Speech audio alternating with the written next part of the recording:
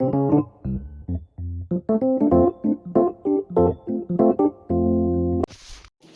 రోజుల తర్వాత నేను మమ్మీ వాళ్ళ ఇంట్లో కుక్ చేస్తున్నాను. సో, ఈరోజు చికెన్ చేసుకుందాం అనుకున్నాము.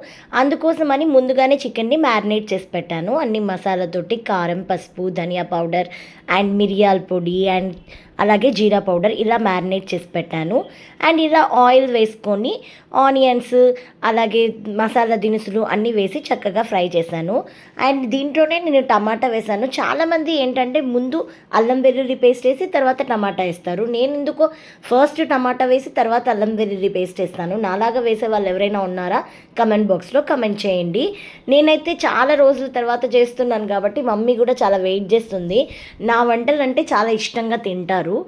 అంటే నేను చేసేది చాలా తక్కువ అండ్ నా వంటల్లో ఉప్పు తక్కువగా ఉంటుంది అండ్ ఆయిల్ కూడా తక్కువగానే వేస్తాను నేను. కానీ అక్క చేసే వంటలు చాలా టేస్టీగా అనిపిస్తాయి. అండ్ ఇక్కడైతే మ్యారినేట్ చేసి పెట్టుకున్న చికెన్ దాంట్లో కరివేపాకు కూడా వేసి మ్యారినేట్ చేశాను.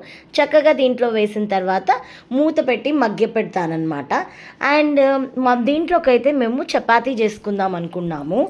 సో మమ్మీ అయితే పిండి కలిపి పెట్టింది. మమ్మీ చక్కగా చేస్తే చపాతీలు. నేను ఇంట్లో అస్సలు చపాతీ చేయనండి. ఎందుకంటే చపాతీ అంటే చాలా పని అని నేను ఎప్పుడు చెయ్యను ఇంట్లో. మమ్మీ దగ్గరకు వచ్చినప్పుడు ఖచ్చితంగా చపాతీ చేయించుకుంటాను ఒక్కసారైనా.